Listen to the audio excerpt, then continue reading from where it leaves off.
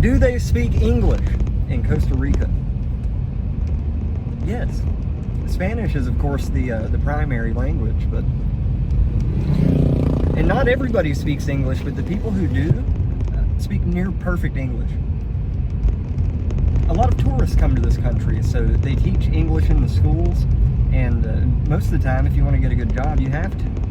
So a lot of people do speak perfect English, which makes it a little more difficult to learn Spanish, because all these people look at me and see I'm a gringo and then start speaking to me in perfect English, so that's how I reply. So I have to make myself speak in Spanish even if somebody's speaking to me in English so I can learn. But yes, they speak English here. They speak it very well. Almost everybody. Some of the older generation, like more of the older generation doesn't, but anybody under 30 years old, like yeah, chances are they speak some English. Spanglish is spoken here a lot. In fact, some of the slang even has like some English roots or some English words in it. So yes, they do speak English here. They speak it well, especially in the bigger cities, major tourist areas, and anybody who's a little bit younger.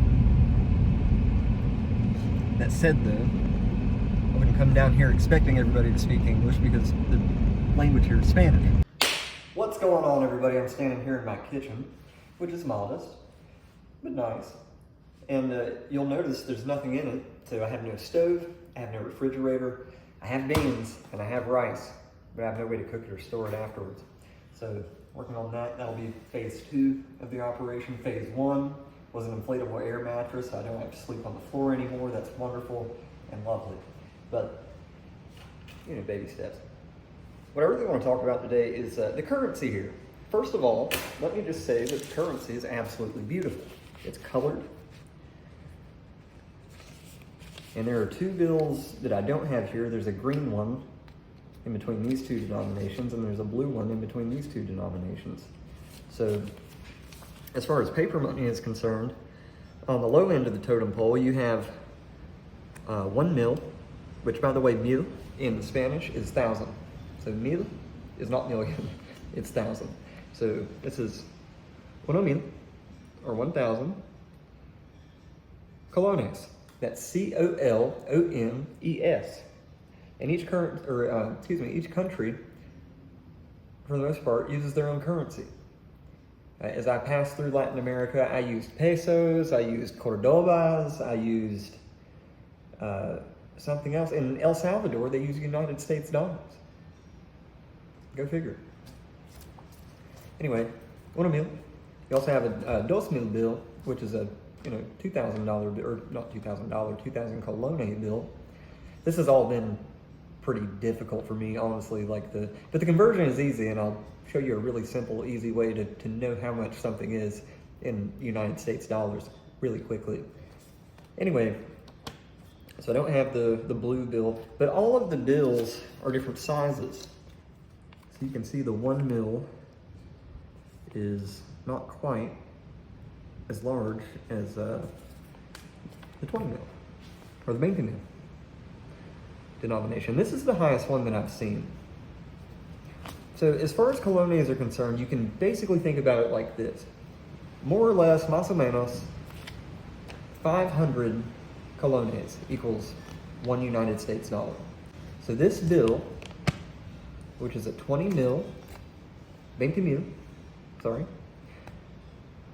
is essentially $40. And the money is amazing looking.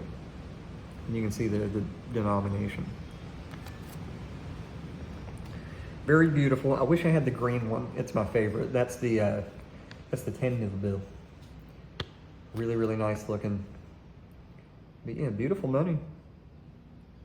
I love it. It's the most gorgeous money I've ever seen in my life. And it's the 5 mil. And there's a monkey on that one. Isn't this cool? I think it's amazing. I really, really like the money here. But anyway, again, 500 colones equals $1, so you know that 5,000 equals, it's basically a $10 bill. Now, of course, there's also change. So on the low end of the totem pole there, you have the 10 colone coin, which is Basically nothing. Okay, so here is the trick. So let's say something costs 1,000 colones. So you take your decimal point, you move it over 1, 2, 3 times. Now you multiply that number by 2. That's how many dollars it costs. It's really simple. It's probably not even worth the metal that it takes to make it.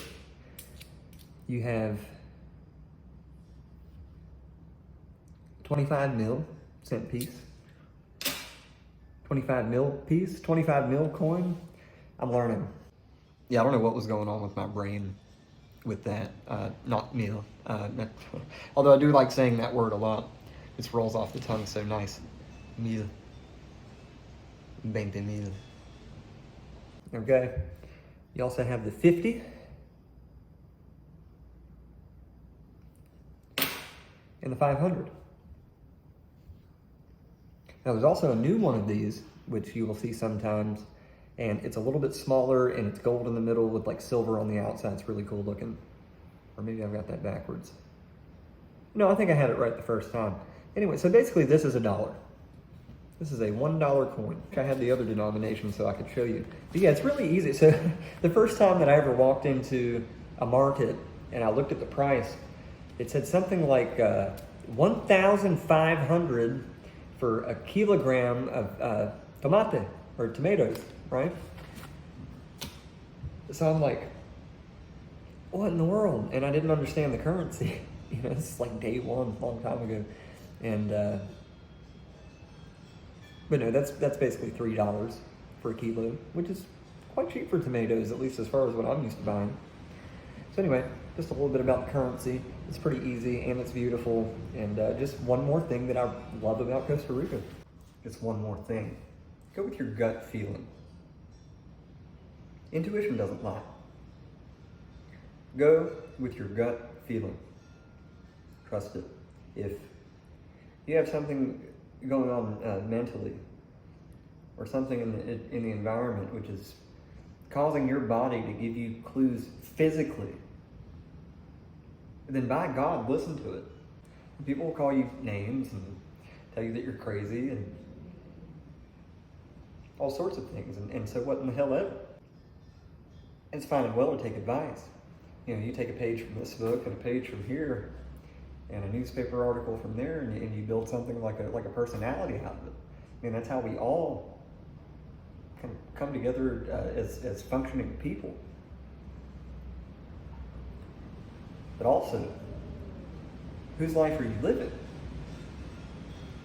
Are you living somebody else's life? Are they living vicariously through you? Or are you living your own life?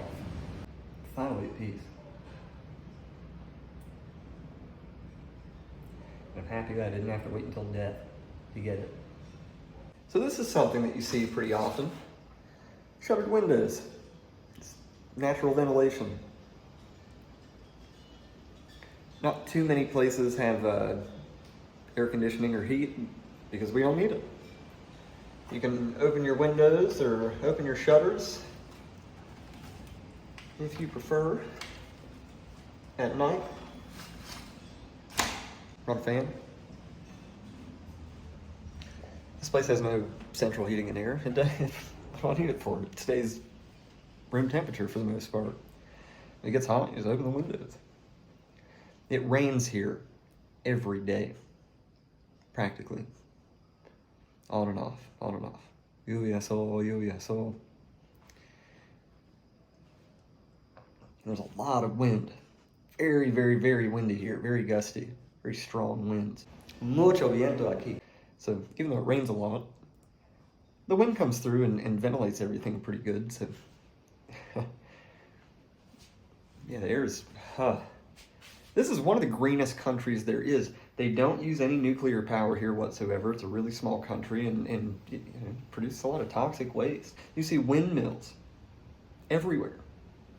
There's windmills all up and down the countryside here, generating electricity. I don't think they burn coal here. If they do, it's not very much. I think it's pretty much all green. You don't see trash all over the place. San Jose is just like any other major city. I mean, it's people rushing around and people in bad moods and a bunch of trash everywhere, and it's a little sketchy at times. But out here in the rural areas, it's very nice. Just ordinary people living ordinary lives. Very clean here. No trash. You don't see people littering. The laws pertaining to the preservation of wildlife and the plants and everything else is very stringent. Safe to say I like it here. Comfortable. I made a lot of new friends. Like, I've only been here for like 2 weeks. Hanging out with people and making friends is like a huge part of the culture. You know, somebody will just hit you up and be like, "Hey, what are you doing?" "Oh, nothing." "Okay, come over, hang out." Or, "Hey, well, let's go out to eat," or let's go drive around and sit at the park. Or, I mean, people are they just hang out with each other. It's crazy.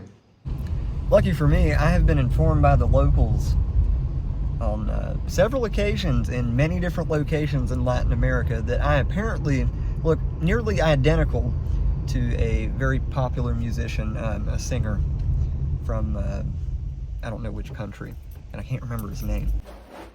Do they have pizza here? Of course, and hamburgers and Italian restaurants and all kinds of things. I just went into the next town and picked this up. This is a Supreme Pizza, and it comes with queso para pizza, which is just Parmesan cheese. And what else we got here? Chile, red pepper flakes. I've been eating really, really well lately, so I figured I'd splurge a little bit tonight.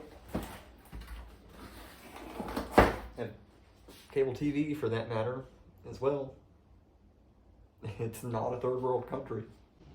Going out to eat is quite a bit different here. So first of all, something that is uniquely American is like splitting the bill. Now, there's plenty of occasions here where, you know, you just pay your part and move on. But typically speaking, if you invited somebody out, you pay with the expectation the next time when you come out that they'll pay for you. And if they don't, then you stop inviting them out. And tipping is kind of a faux pas here. Like, that's not really a thing that you do. I tried to tip a waitress at a restaurant, I don't know, like the equivalent of like, I don't know, $20. And she just kind of got this weird look on her face. She was like, what is that? I was like, "Oh, it's just a tip, you know, it's just, you know, me saying thank you for good service." And she just kind of shook her head and she was like, "I'm not comfortable accepting that." So, yeah, well, the thing is, they actually pay people a living wage here. There's not a minimum hourly wage. By the way, the minimum hourly wage in the United States is $7.25. It might be $7.50. I think it's $7.25, which hasn't changed since I was dude, I'm like 31 now. That has not changed since I was a teenager. How on earth anybody is supposed to live off of that, I have no idea. But here, there's not a minimum hourly wage, but there's a minimum monthly wage, which you must pay your employees, no matter what they do. So, I think there's like, you know, they have to hold up their end of the bargain some way, somehow. And I don't think you can just like not show up to work and expect to get paid, but there's a minimum, like, basic bottom level income, which is, yeah, I'm not going to say it's super comfortable to live on, but, you know, it's enough to survive. So how's the pizza? Oh, it's great. Tastes just like pizza. I'm sitting right now on my air mattress, which is a blessing, and I have a tiny little throw blanket, which is not quite big enough to cover my entire body. And I'm working on getting a set of sheets, but start somewhere. This is good. It's got onion, red pepper, like red bell pepper, green bell pepper. I think a bit of ham, ground beef. What now? I don't know. I'm still on vacation. Still mostly nothing. I might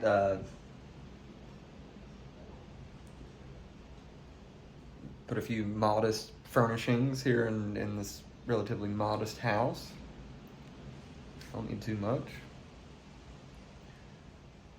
I'm practicing the opposite of extravagance and just being happy with being alive and having basic necessities and a few simple pleasures. Excuse me again. Still taking some time off, still relaxing. It feels good. Like I can feel my body thanking me. I've gained probably, I don't know, 10 pounds since I've gotten here. Like I'm kind of filling out a little bit. It's like when you're under a bunch of stress all the time, you just like you can't eat, you can't sleep, you can't think, you can't get your life together. And that's just where I was, and I was getting ready to freaking lose it for more than one reason. But no, I don't have that now. I'm relaxing and the weather's nice. I don't have too many words. Good enough for now. The level of cleanliness here is just unlike anywhere I've ever seen. Not just the environment and not just respect for the environment, but the people. Forgive me, I just woke up and I have the same clothes on that I had on yesterday because I haven't taken a shower yet. And I slept in my clothes because my blanket doesn't cover me all the way. You don't wear the same clothes 2 days in a row here. I've seen it. Somebody in town will point you out and say, that guy has the same damn clothes on that he had on yesterday. But anyway, the reason why I'm over here is I want to show you this plant. So this is, I think it's called coulandra. It's very, very similar to cilantro, and it's a little stronger in flavor. And typically speaking, you use the leaves. And this is an herb that you can cook with. A lot of people put it in the rice here, makes the rice more fragrant. Yeah, it's just like cilantro, but a little bit stronger flavor. It's real loud here.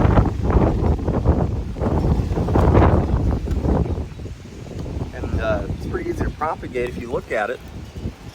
You'll see these little seed pods on the tip. Get back, get back. And all you have to do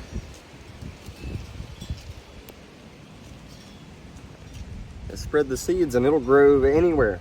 It grows in rocky soil, just grows the weed. Very easy. There's also on this property a couple of very nice palm trees. There's yucca trees. There's for the root. There's a huge squash vine growing up the side of this tree. I don't know what kind of squash. I imagine some kind of winter squash.